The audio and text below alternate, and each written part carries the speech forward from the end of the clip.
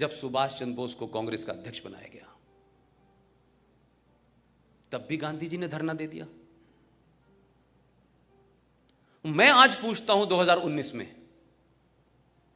गांधी जी जब जिन्ना अपनी जिद पे अड़ गया था कि पाकिस्तान को बांटेंगे, तो आप उसके सामने धरने पे क्यों नहीं बैठे थे?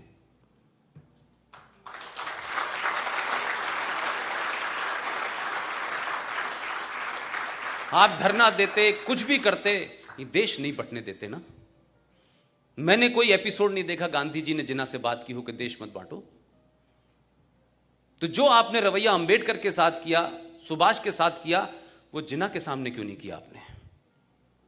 आप ऐसे अमरण अनशन पे क्यों नहीं बैठे कि नेहरू के ऊपर भी दबाव बन जाता? आपने तो उस कॉन्स्पिरेसी में शामिल हुए आप कि जिस जवाहरलाल नेहरू को 14 में से एक भी वोट नहीं मिला था, फिर भी आपने अपने हाई मॉरल ग्राउंड को स्टार्ट किया और कहा पटेल से, क्या कहते कि नेहरू की हार मेरी हार है, और पटेल जी ने कुर्सी छोड़ दी। तो पहली ईवीएम हैकिंग तो आपने तब कर ली थी और ओपनली किया आपने।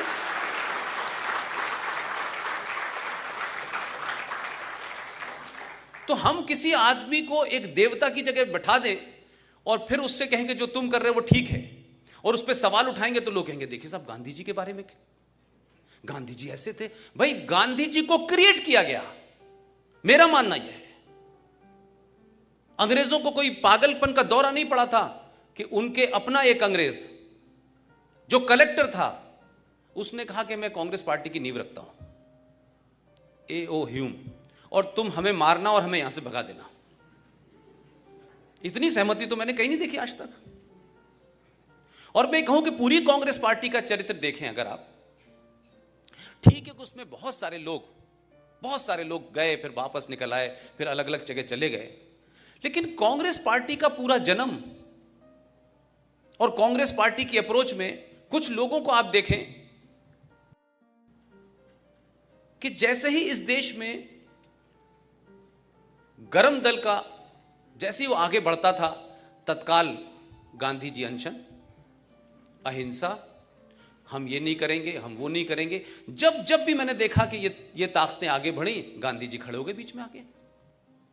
और वही ग्रुप जिसे मैं चंडाल चौकड़ी कहता हूं, वही उनके साथ थी। सुभाष बाबू के मामले में गांधी जी ने अनशन किया था, वीर सावरकर के लिए अनशन किया था। तो जो लोग दिल्ली में थे और दिल्ली में सुबह सुबह लिखते थे लेटर टू डॉटर मॉर्निंग, दोपहर में भी लिखते थे, शाम में भी लिखते थे। अंग्रेज पूछता था ब्रेकफास्ट में क्या लेंगे और फिर खाने में क्या खाएंगे। ऐसी जेल अल्लाह करे पूरे देश को दे दे। और एक आदमी, हजारों लाखों लोग अंडमान से लेकर सब जगह थे, उनकी कहीं इस देश में जिक्र नहीं है। तो हम ये माने कि जो हमने नींव रखी है इस भारत की, ये एक बार ढह जाए तभी ठीक है, ये बगैर ढहे नहीं हो सकती।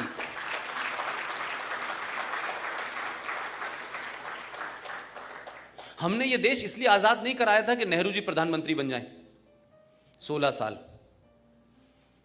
और उनकी ताजपोशी जब मुमकिन होती है, जब इस देश के एक आदमी को, आज के रिकॉर्ड में अगर कहूं तो 1945 में उस आदमी को अंग्रेजों से मिलकर नहीं हटाया गया। क्या सुभाष चंद्र बोस 1945 में गायब हुए, उसमें नेहरू जी के अलावा दूसरी फोर्सेस नहीं थी? और ये बात मैं इसलिए कहता हूं कि अब से 6 महीने पहले जो हम लोगों की पिछले 4 साल से लड़ाई चल रही थी, वो पूरे तौर पे समाप्त हो गई। आप सबको पता होगा कि 6 महीने पहले हम लोगों ने सुभाष चंद्र बोस के सिलसिले से जो सिलसिला चल रहा था कि उनके सारे डॉक्यूमेंट को डीक्लासिफाई किया जाए, वो क्लासिफाई भी हुए। लेकिन बड़ी लड़ाई ये थी कि भारत का प्रधानमंत्री पहली बार आजाद भारत में 15 अगस्त के अलावा 21 अक्टूबर को जब सुभाष चंद्र बोस ने यूनाइटेड भारत में आजादी की घोषणा की थी, उस वक्त मेरा ख्याल है कि दुनिया के 11 देशों ने उसको मान्यता दी थी। ये डर कांग्रेस के लोगों को लगा कि हम तो ट्रांसफर ऑफ पावर में बैठे हैं कि हमारा नंबर आने वाला है, ये बीच में कहां से आ जाएगा। तो क्या कॉन्स्पिरेसी हुई कि 43 से 45 तक सुभाष गायब हो गए, और अभी 6 महीने पहले जब भारत के प्रधानमंत्री 21 अक्टूबर को भारत के लाल किले पे 15 अगस्त के अलावा दोबारा गए और झंडा फहराया,